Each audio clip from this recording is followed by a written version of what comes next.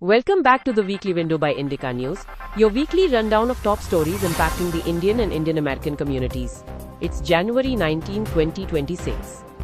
India has officially opened a new consulate in Los Angeles, significantly expanding its diplomatic engagement and services for the Indian diaspora on the US West Coast. Several South Asian civil rights groups are condemning the US government's decision to suspend immigrant visas for citizens of 75 countries, citing major humanitarian concerns.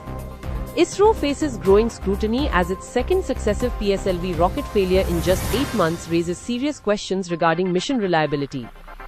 The Confederation of Indian Industry (CII) is urging a calibrated privatization strategy in the upcoming union budget to stimulate capital expenditure and long-term economic growth.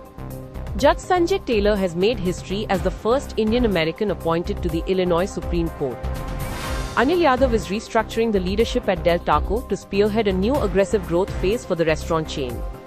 Former Microsoft India MD Irina Ghosh has joined Anthropic to lead the AI company's strategic expansion into the Indian market.